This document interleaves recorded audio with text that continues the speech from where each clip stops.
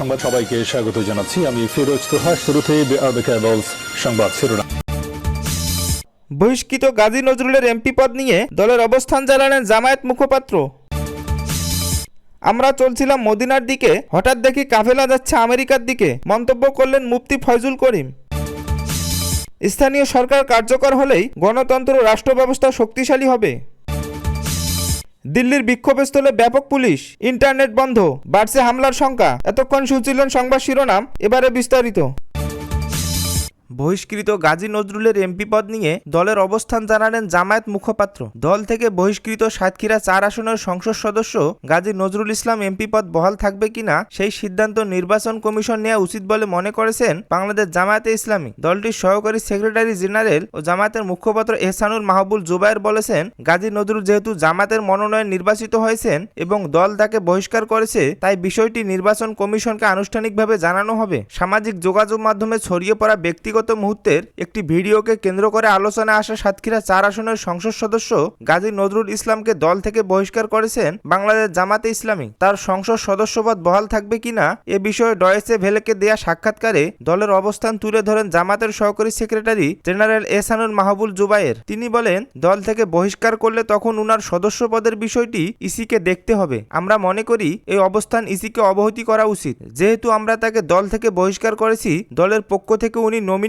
ছিলেন এবং নির্বাচন করে তিনি জয়ী হয়েছেন। তিনি আরো বলেন, ইসির দায়িত্ব হচ্ছে ওনারা পরবর্তী সিদ্ধান্ত সংসদকে জানাবে, আমাদের জানাবে। গাজী নজরুল ইসলাম বহিষ্কারের পর তার সংসদ সদস্যপদ নিয়ে রাজনৈতিক ও আইনি অঙ্গনে ব্যাপক আলোচনা চলছে।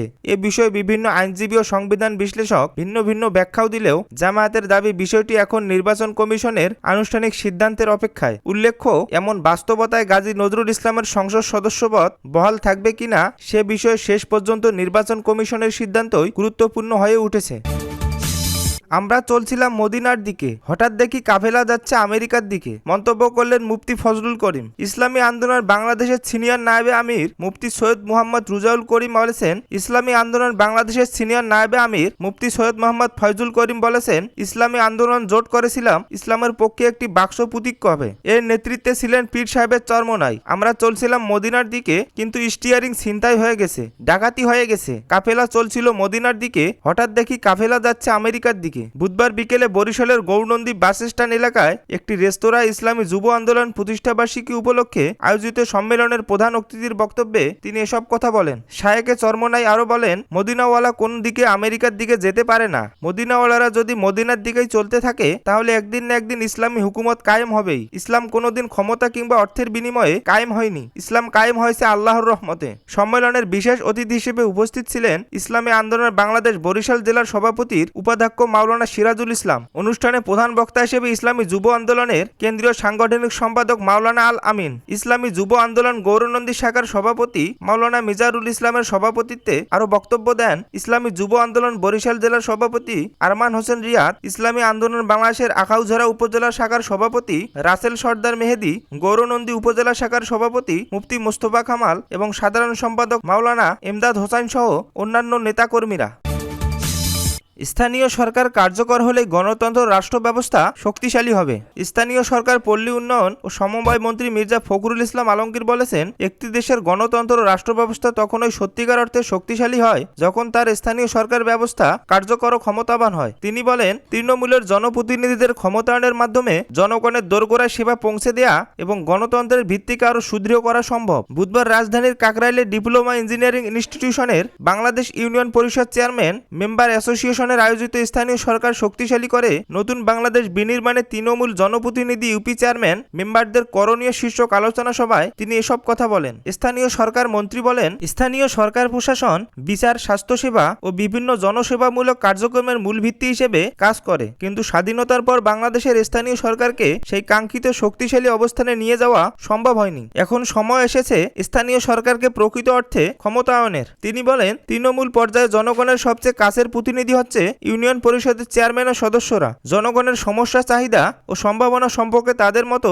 আর কেউ এতটা জানে না। তাই দেশের উন্নয়ন ও গণতন্ত্রকে প্রাতিষ্ঠানিক রূপ দিতে স্থানীয় সরকারকে আরো কার্যকর ও শক্তিশালী করতে হবে। মন্ত্রী বলেন, বাংলাদেশের দীর্ঘ সংগ্রামের মধ্য দিয়ে স্বৈরাচারী শাসন থেকে মুক্ত হয়েছে এবং গণতন্ত্র পুনর্গঠনের একটি নতুন সুযোগ সৃষ্টি হয়েছে। অতীতের শাসনামলে গণতান্ত্রিক প্রতিষ্ঠানগুলো দুর্বল হয়ে পড়েছিল বলে মন্তব্য করেন তিনি। দেশের উন্নয়ন ও জনগণের অংশগ্রহণ নিশ্চিত করতে শক্তিশালী স্থানীয় সরকার প্রতিষ্ঠার বিকল্প নেই। তিনি বলেন, ইউনিয়ন পরিষদের চেয়ারম্যান ও সদস্যদের ভাতা সম্মানজনক পর্যায়ে উন্নীত করার বিষয়ে তিনি প্রধানমন্ত্রীর সঙ্গে আলোচনা করবেন। পাশাপাশি জনপ্রতিনিধিদের কল্যাণে ট্রাস্ট ও তহবিল গঠনের বিষয়েও সরকারকে ইতিবাচক উদ্যোগ নেবে বলে আশ্বাস দেন। তিনি বলেন, সরকার স্থানীয় সরকার ব্যবস্থাকে আরও শক্তিশালী করতে বদ্ধপরিকর। ইউনিয়ন পরিষদের নির্বাচন সহ আগামীতে সব নির্বাচন অবাধ, সুষ্ঠু ও নিরপেক্ষভাবে অনুষ্ঠিত হবে এবং জনগণের ভোটে চেয়ারম্যান, সদস্য, সংরক্ষিত নারী সদস্যরা নির্বাচিত হবেন। মন্ত্রী সংগঠনের নেতাদের উদ্দেশ্যে বলেন, সব বিভাগ ও জেলা প্রতিনিধিত্ব নিশ্চিত করে একটি শক্তিশালী অন্তর্বিভক্তিমুক্ত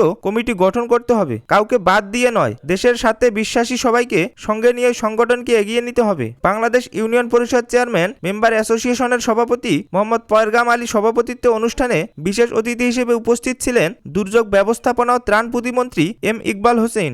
অনুষ্ঠানে দেশের বিভিন্ন জেলা থেকে আগত ইউনিয়ন পরিষদের চেয়ারম্যান, সদস্য, স্থানীয় সরকার সংশ্লিষ্ট ব্যক্তিরা উপস্থিত ছিলেন।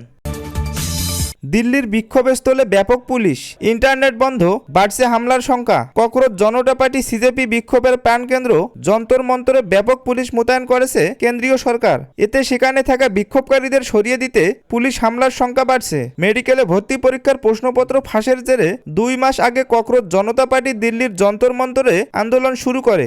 দিন যাওয়ার সঙ্গে সঙ্গে এটি আরো তীব্র হচ্ছে। প্রশ্নবাস ঠেকাতে ব্যর্থ হওয়া বিক্ষোভকারীরা শিক্ষামন্ত্রী ধর্মেন্দ্র প্রধানের পদত্যাগ দাবি করে আসছেন। সংবাদ মাধ্যম এনটিডিবি জানিয়েছেন, যন্তর মন্তরে আইনশৃঙ্খলা সমুন্নত রাখতে পুলিশের একটি পুরো কন্টিনজেন্টকে সেখানে মোতায়েন করা হয়েছে। পুলিশ জানিয়েছে, গতকাল রাতে তাদের এক ঊর্ধ্বতন কর্মকর্তার উপর পাথর ও বোতল ছুঁড়ে কিছু দুষ্কৃতকারী। এরপর সেখানের পরিস্থিতি কিছু সময়ের জন্য উত্তপ্ত হয়ে ওঠে, কিন্তু পরে সবকিছুই শান্ত হয়। তবে সিজেপি জানিয়েছে, যন্তর মন্তরে ইন্টারনেট বন্ধ করে দেওয়া হয়েছে। তারা আশঙ্কা করে বলছেন, সরকার তাদের উপর আরেকবার হামলার পরিকল্পনা করছে কিনা। এ ব্যাপারে এক্সের এক পোস্টে সিজেপি প্রতিষ্ঠাতা অভিজিৎ দীপকে বলেছেন, যন্তর মন্তরে ইন্টারনেট বন্ধ সেবা সরকারকে আরেকটি নির্মম হামলার প্রস্তুতি নিচ্ছেন। অপর একটি পোস্টে তিনি পুলিশ ও নিরাপত্তা বাহিনীর প্রতি আহ্বান জানান, বিক্ষোভকারীদের উপর তারা যেন কোনো ধরনের শক্তি প্রয়োগ না করে।